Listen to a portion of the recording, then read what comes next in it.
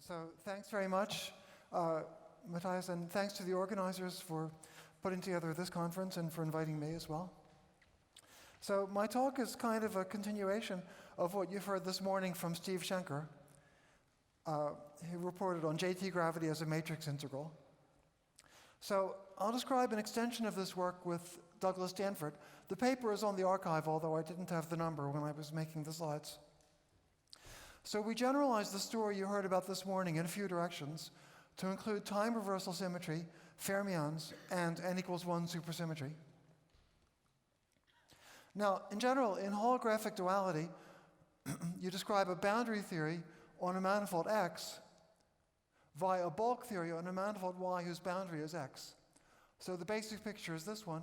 There's a boundary where the quantum mechanics lives, and there's some kind of bulk space-time.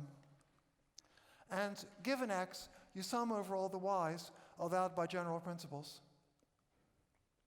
So in the situation of this morning, no symmetry was assumed. So in particular, there was no time reversal symmetry assumed. No symmetry except time translation symmetry generated by the Hamiltonian. So that meant that X was oriented and also Y is oriented. The theory on X was assumed to be a random Hermitian matrix theory, and the theory on Y was what's arguably the simplest possible model of gravity in 2 dimensions, but really in any dimension, which is JT gravity,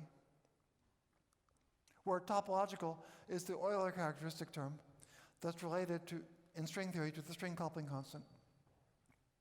Now, what's fascinating about the story we heard this morning is that apparently a true quantum mechanical system on the boundary, like the SYK model, is dual to something complicated that we don't understand in detail, while a simple bulk system, namely this, is dual to an average of quantum systems, not to a specific bona fide quantum system.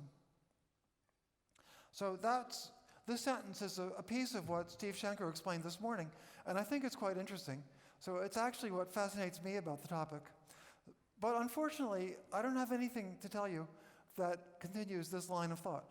What I have to offer are only technical extensions of what you heard about this morning. So a simple correspondence of JT gravity with a random matrix is possible in part because JT gravity is very simple. So as Steve in part explained, part of the simplicity is that JT gravity is one loop exact. And that's because if you take this integral and integrate over phi, you'll get a delta function saying that r plus 2 is 0. In other words, you localize on metrics of constant scalar curvature r equals -2. And that's a finite dimensional moduli space equivalent to the moduli space of Riemann surfaces. So you localize on the locus of this delta function, and then to get the contribution of the delta function, you just have to do a one-loop integral. However, in the work you heard about this morning, it's important that on an orientable surface, JT gravity is not just one-loop exact, but tree-level exact, in the sense that the one-loop correction is trivial. In other words, the product of determinants that multiplies the delta functions is actually 1. So everything reduces to computing volumes of moduli spaces where the volumes are defined by classical formulas with no one-loop correction. So we'll get back to how there can be a correction in a second. Now, in traditional random, I also want to tell you why it's natural to consider time reversal symmetry. So in the traditional random matrix theory of Wigner and others, unitary symmetries are not very important, but time reversal symmetry is important. The reason is the following. Suppose you have a unitary symmetry, for example, a symmetry G whose square is 1. Then you just diagonalize G, so it's 1 in one block and -1 in another block. And in a G invariant theory, the Hamiltonian will be block diagonal in the same basis. And random matrix theory would suggest that the 2 blocks are independent random matrices. So you just do ordinary random matrix theory as if there were no symmetry, except you do it twice, once in each block. So in that sense, having a symmetry doesn't add much. Time reversal symmetry is different because it acts inside a single block and changes the nature of the block. So there are two T-invariant Dyson ensembles depending on whether T squared is 1 or minus 1. If you assume that T squared is 1, then the symmetry of an L-dimensional Hilbert space is reduced from UL to OL, and the Hamiltonian becomes a real symmetric matrix. If T squared is minus 1, the symmetry is reduced to a symplectic group, and the Hamiltonian is an anti-symmetric tensor of that group. So in all, there are three traditional Dyson ensembles in random matrix theory. There's the one that figured this morning, an L by L Hermitian matrix with unitary symmetry. If you assume time reversal symmetry, then there are two other ensembles, one with orthogonal symmetry, one with symplectic symmetry. In each case, the Hamiltonian is considered as a random matrix with the distribution of this form with the suitable function f, where if you're only interested in short-range correlations among eigenfunctions, the precise function f doesn't matter very much, so Wigner, Dyson, and Mehta generally assumed a Gaussian function. F was quadratic. So in nuclear physics, there is time reversal symmetry. So the ensemble important in nuclear physics is the second one. Now, each of the three ensembles can be related to two-dimensional geometry by expanding the path integral in perturbation theory and following 't Hooft's construction in which a propagator is taken as a thin ribbon with the initial and final index of the matrix on the edges of the ribbon. The only difference is that for a Hermitian matrix, you get orientable two manifolds only, but in the other cases, you get unorientable two manifolds. So that's because for the T-invariant ensembles, the propagator has a twisted term.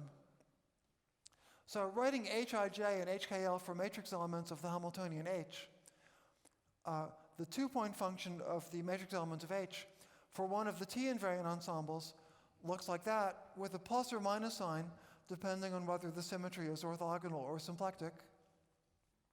Whereas for a unitary symmetry, we have only the first term, no second term. So if you make a one-loop diagram where you have a scalar particle representing the propagation of the matrix running around in a loop, then 't Hooft tells you to turn the loop into a thin ribbon, but the ribbon is either twisted or untwisted when you go around. So in one case, the ribbon is an annulus, the other one is a Mobius strip, familiar world sheets in open string theory.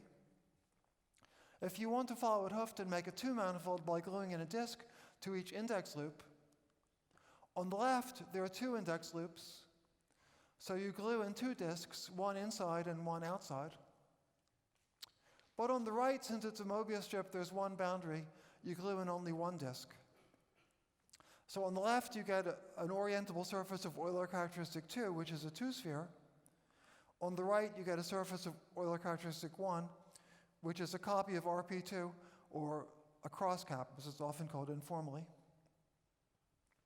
So the Euler characteristic is just the number of, in general, is just the number of disks that you glue in. So it's 2 or 1 in these two cases.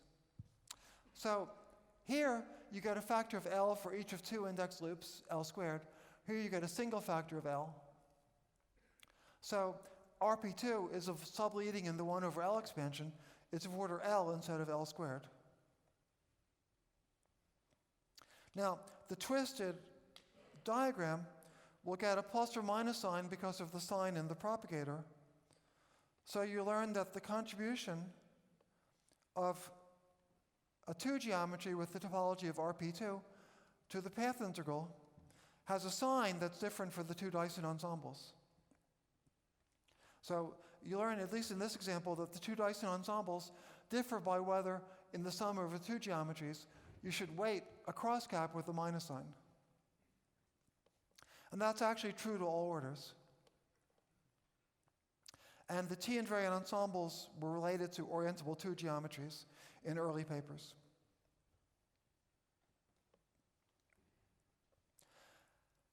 So if you're familiar with what happens with orthogonal and symplectic Chan-Paton factors in open string theory, you might not find this surprising. So orthogonal and symplectic symmetry for open strings has to do with the sign of the orientifold operation that exchanges the two ends of the string. So it goes into the sign of the Mobius strip amplitude. So orthogonal and symplectic symmetry have to do in open string theory with the sign of this amplitude, analogously to what I've told you in the context of the matrix model.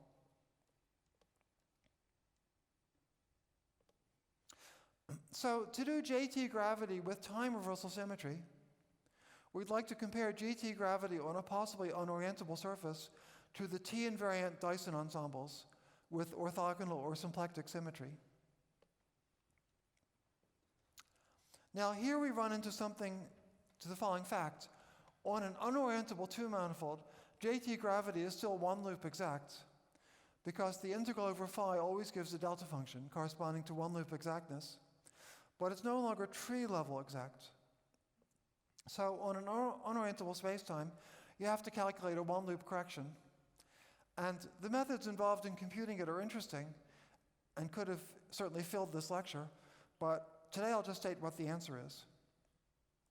So first of all, I'll say it in an orientable case and then compare it to the unorientable case. So solutions of JT gravity are hyperbolic surfaces, which are two manifolds with constant negative curvature. And you can build such surfaces by gluing together three Hold spheres. So here's a genus 2 surface built by gluing together two pieces, each of which is a 3-Hold sphere. The moduli you can always associate to the circles in which you glue. So each circle has a circumference, which is a length parameter, but there's also a twist parameter, rho, because you could twist one side by an angle, roughly rho, before gluing it onto the other side. So whenever you glue along a 2-Hold sphere, you have a length parameter and a twist parameter. And in the orientable case, the measure on moduli space that comes from JT gravity is a classical expression that you can read off from the classical action at tree level. In the unorientable case, you can still make a hyperbolic two-manifold by gluing simple building blocks, but you have to allow a new kind of building block in which one or two of the boundaries is closed off by a crosscap. So this is a 3-Hold sphere, but on one of the holes, I identify opposite points. So it's not really a boundary anymore. I glue opposite points together, so it's closed off in what's called a crosscap. This circle still has a length parameter A, its circumference, but there's no gluing parameter because it's not going to be glued onto anything. It doesn't have a boundary that could be glued onto anything. So when you glue together 3-Hold spheres, some of which end on crosscaps on some of their boundaries, you find that the measure on moduli space that comes from JT gravity is this one, where when you glue on a circle, you have a pair of length twist parameters, but for every crosscap, you have a length with no twist. And the appropriate measure, including a one-loop factor, is this one, where this factor depends on the one-loop correction.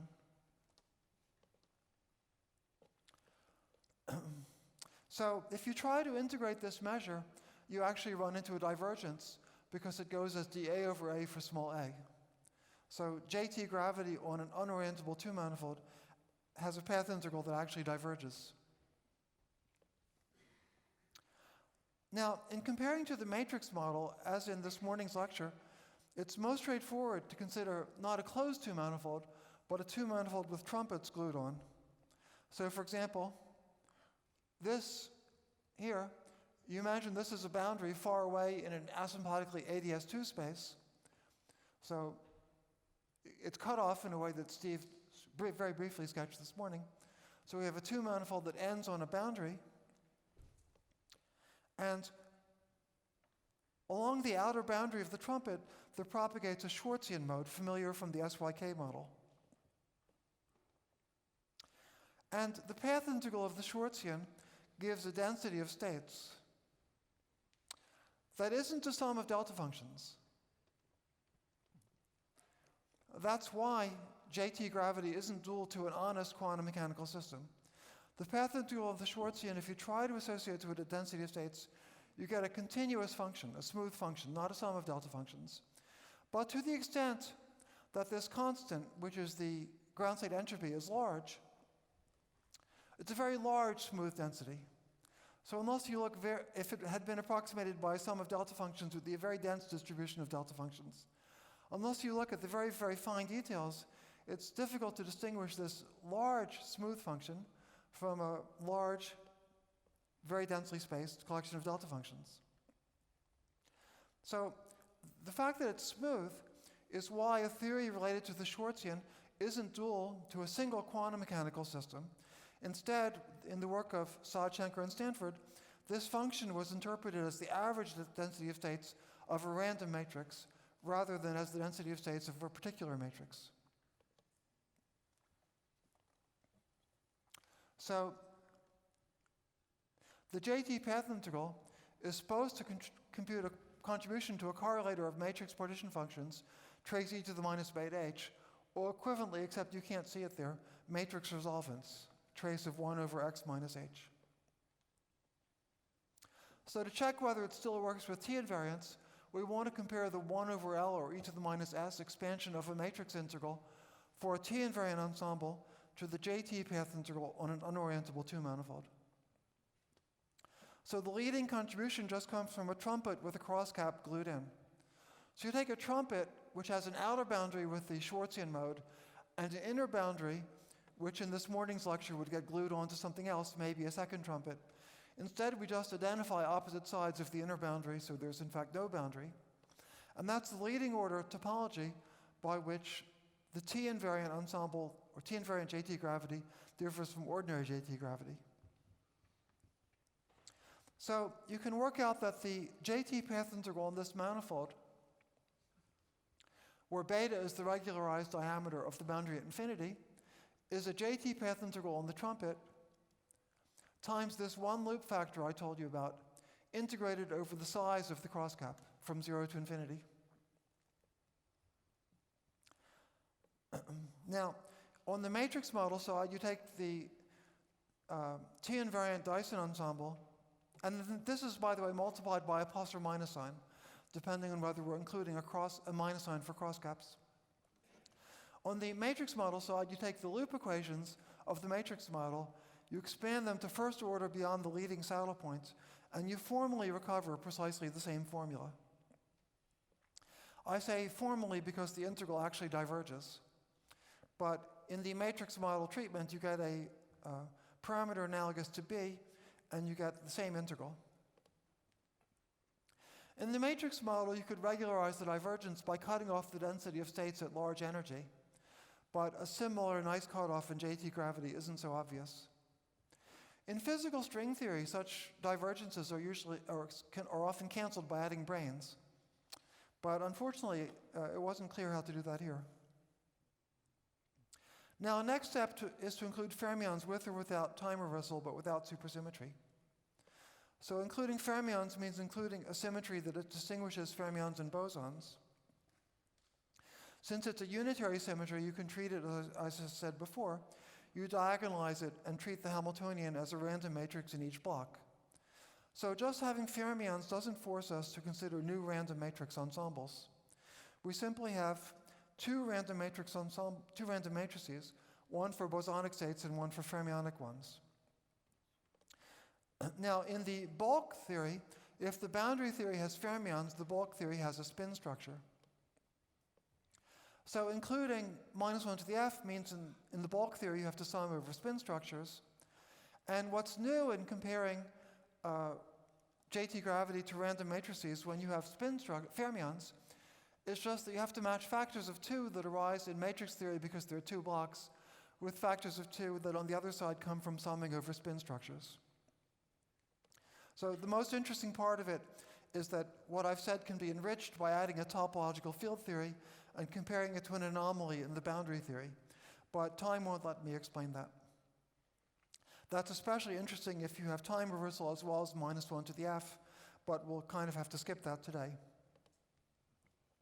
Instead of just including fermions with or without time reversal, it's more interesting to consider a supersymmetric version of the model.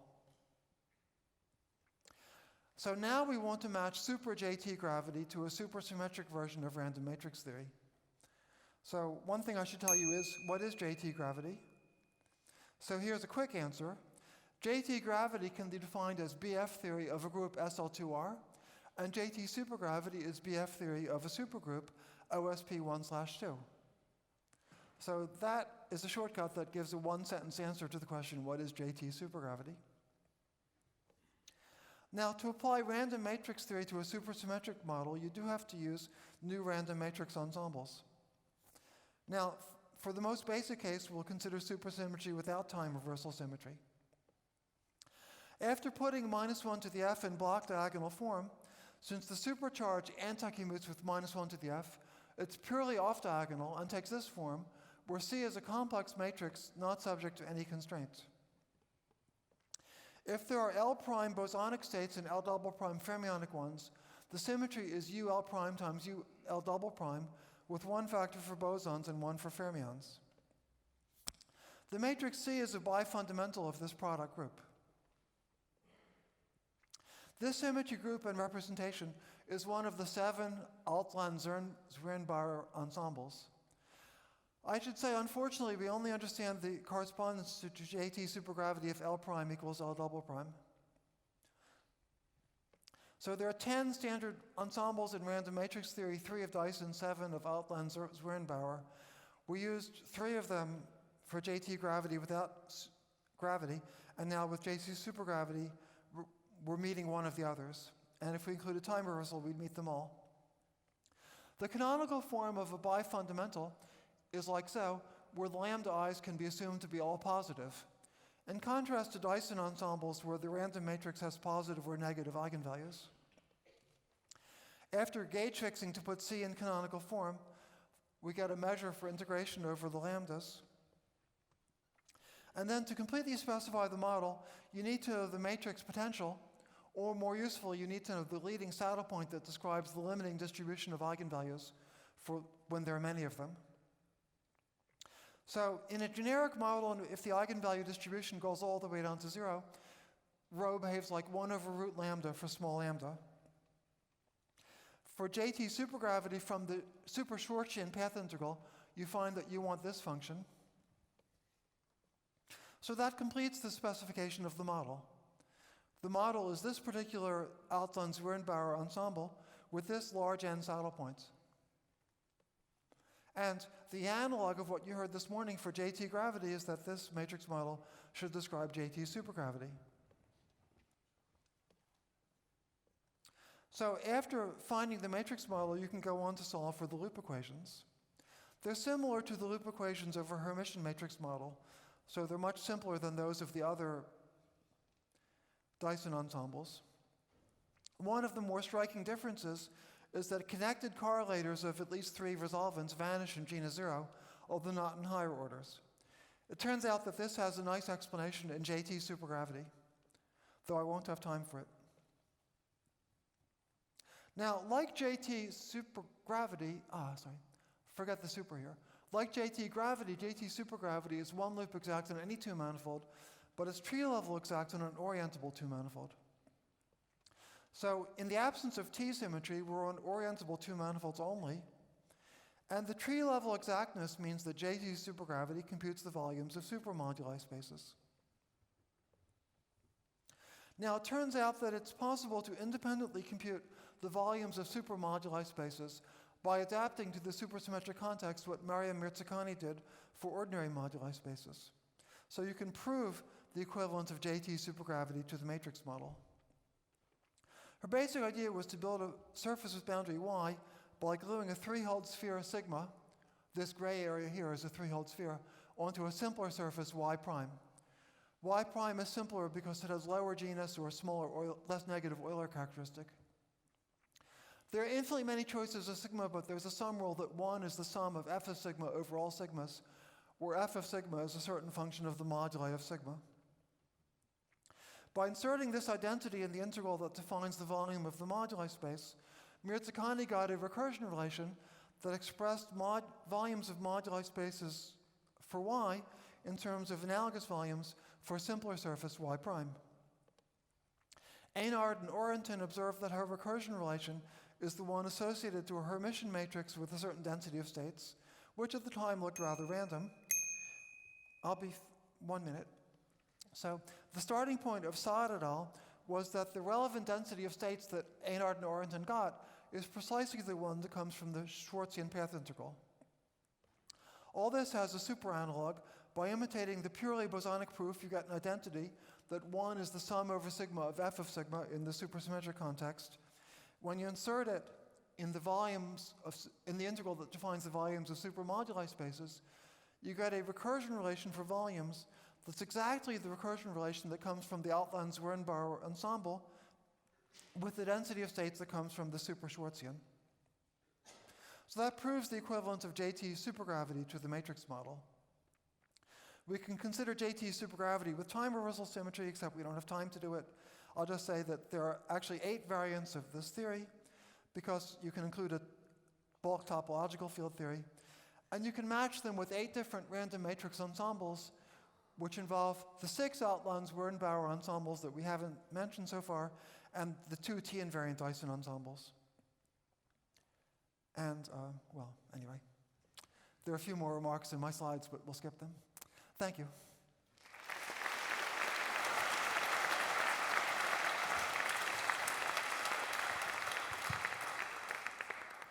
Thank you very much. Questions?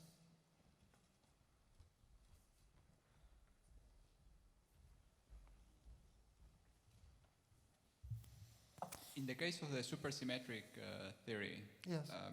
Can you say whether the typical typical Hamiltonian will break supersymmetry or not?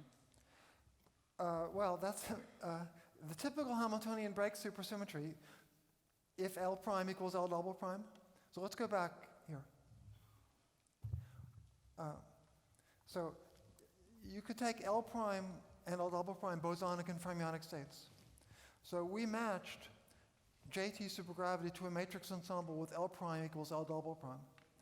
And then the typical Hamiltonian breaks supersymmetry. However, if L prime and L double prime are not equal, then supersymmetry is unbroken, because trace minus 1 to the f is the difference between the two. So there's a perfectly good matrix ensemble where supersymmetry is always unbroken, but we were unable to find a good answer to the question of what modification of JT's supergravity would lead to that ensemble.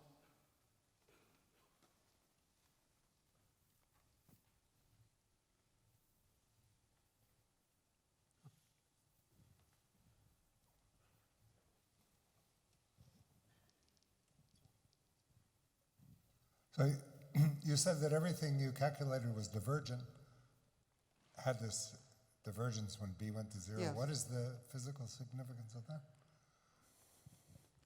Well,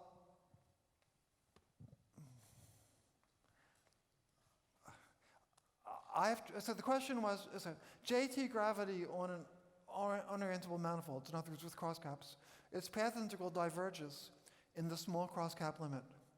So it's somewhat analogous to a tadpole divergence in string theory. JT gravity isn't quite physical enough for me to really tell you what it means. In the matrix model, it has to do with the contributions of very high energy states. If you take the sinh function and cut it off at some very high energy, you'll cut off that divergence. But I have trouble telling you what it means in gravity.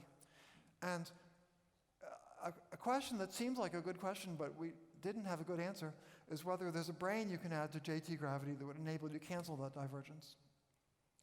A further comment is that in JT's supergravity, there are really 8 time reversal invariant theories, depending on the topological field theory you include.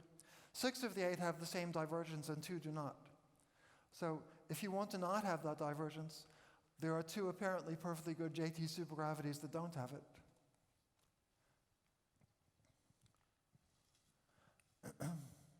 Is there some matrix vector variant of these models?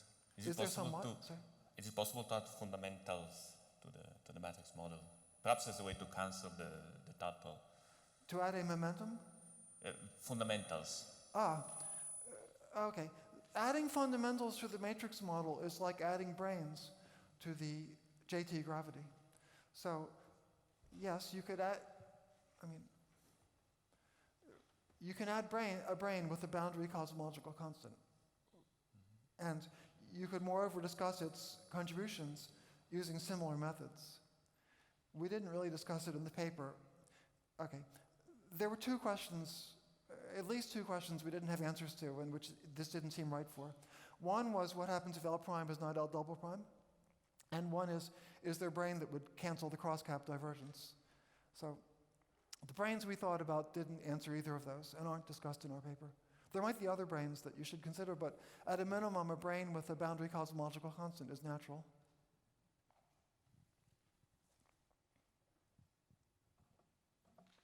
Any other questions?